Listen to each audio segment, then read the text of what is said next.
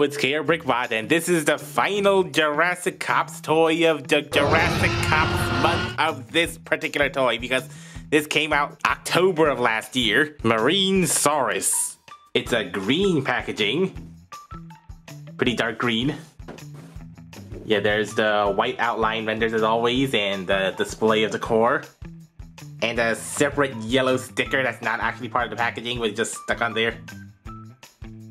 2 LR41s. Includes an accessory you can't see in the box. Yes, there's another one here, and then the back. Checkpoint combined like this. More of the toy stuff. October 2021 there, so yep. Standard layout.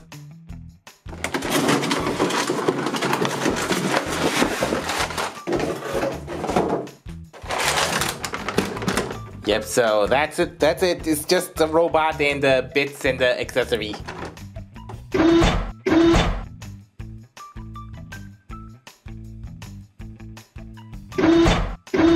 So this is the mini mega core. Head out, and I guess you could poke your finger in to get that fin out, and then you have a little shark guy. A little robo shark. A nice transparent teal and a nice painted face and little fangy teeth. Boopable pink nose. Shark with a pink nose. A little bit of gills molded in there.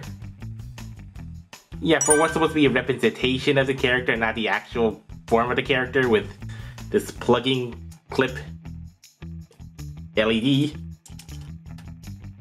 I mean, this looks pretty fine as a standalone thing, just a little shark thing. Shark without a tail. Right out of the box you have these two kibble bits, which you attach on the back here. Yeah, just flip out these square pegs. Yeah, they just kind of friction in there, they don't exactly click. Yeah, but I think they hold on fairly well.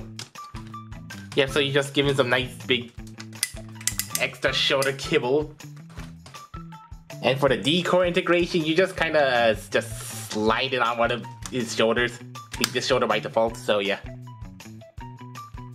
That's it. You just have an extra shoulder thing sticking off of his shoulder. And I guess it just gives it a bit of an asymmetry. Yeah, but that's very simple. Doesn't really integrate into it, it's just on it. Marinesaurus is a very bulky and militant looking bot. Yeah, I love those dark greens, those dark earthy greens.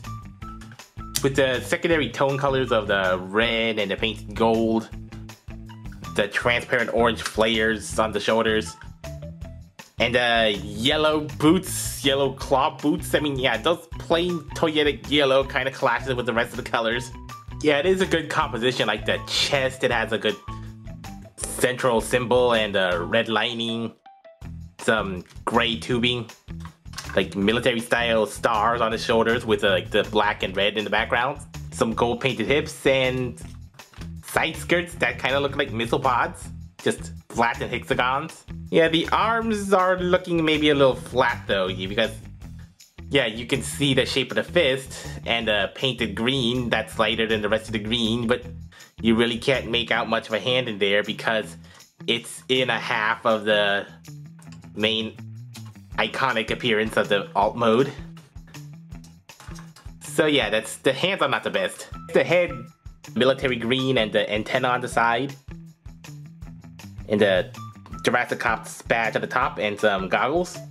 Again, it's the goggles that completely cover the eyes and not separate transparent ones. So there's the mouth plate look. It kind of looks like a military breathing apparatus. Kind of hard to make out in the white. That's a good difference.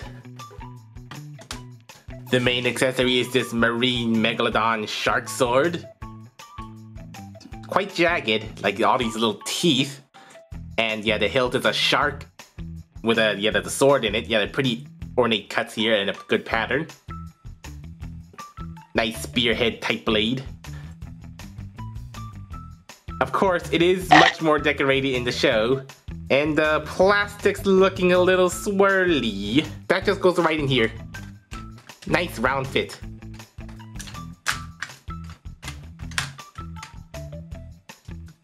Yeah, so a marine with a sword, a marine swordsman. That's unusual combination, but yeah, that's sharky swords are awesome. Articulation. Head is on a full swivel. Very nice clickety ratchets. That could go all the way 360 if not for these big shoulder kibble.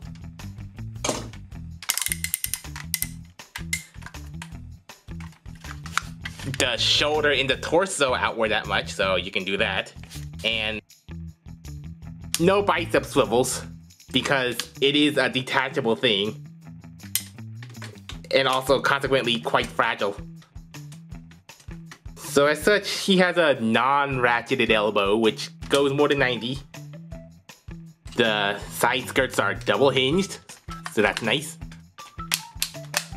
About 3 clicks forward and 2 clicks all the way back, nothing impeding it. And a nice clickety spread. A thigh swivel and a lower leg swivel. That's 2 leg joints in one. I guess that's just for the transformation, but that does make it a little bit very flexible kind of joint. And the knee that goes a little more than the 90, and a little bit of a toe down, and these side heels kind of go like this. Typical articulation. The arms might be a little disappointing and fragile and loose. We'll see what function double jointed thighs have. Transformation requires an extensive amount of parts forming, unfortunately. Yeah, so parts form those arms off. There's 1 set of clipping tabs here, so make sure to clip them in. Megalodon head. Take off these back kibble.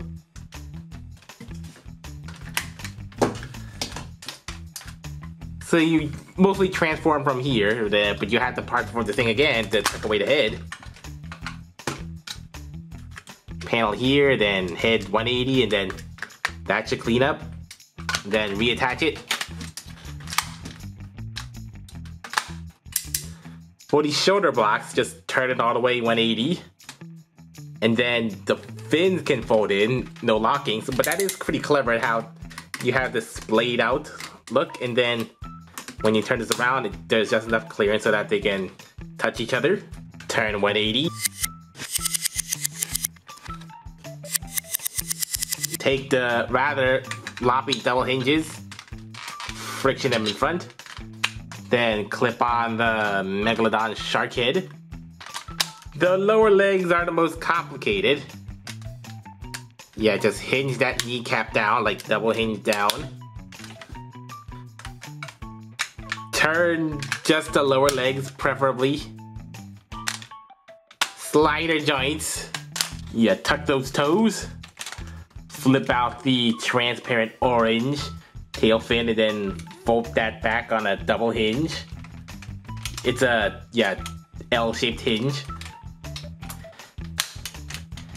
Then just flush them together and then clip the tail fins together on the transparent clear clip with the tab. A transparent connection point that is notoriously known to be fragile. And that is the only connection point for the back half.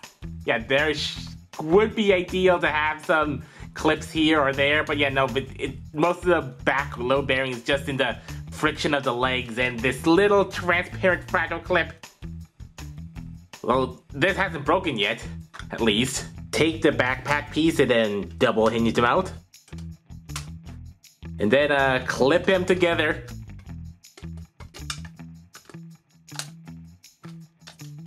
I said clip. Clip. Yeah, these are also on transparent clear clips. This cracked. This totally cracked. I don't know if this is my first, I don't know if this happened while I was doing this for the first time or this came like this right out of the box, but darn you, clear plastic! And these little square tabs don't really friction lock in together because they peg it in two ways, so they're relatively loose. Hopefully the clips on the body here should hold this in place when this orange fin can't. If you can align it in place. Yep, there is the Megalodon Mega Marine Shark Submarine mode. And for the core storage, you just plug it in the same place as the robot mode.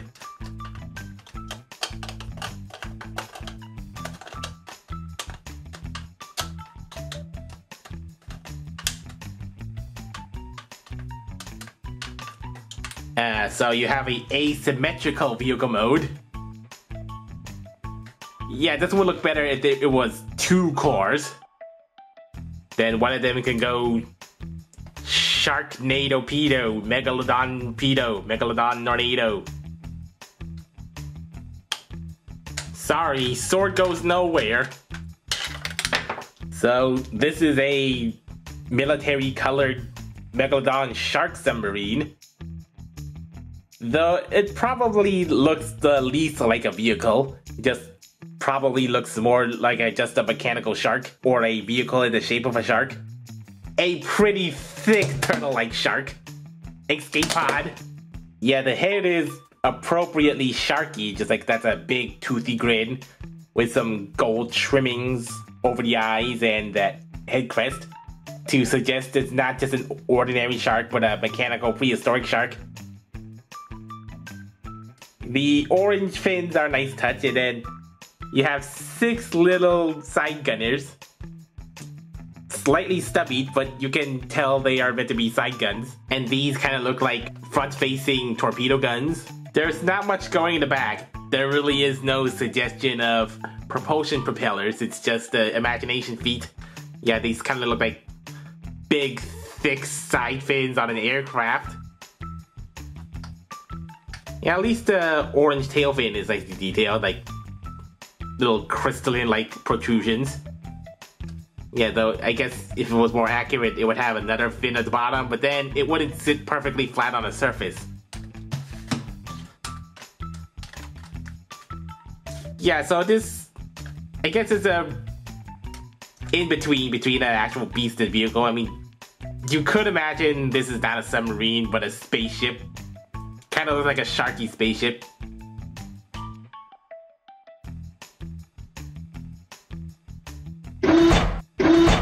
I'm not sure how remarkable a prehistoric shark-shaped submarine is going to be that appealing. You know, it's in one of the least appealing vehicles, the aquatic type.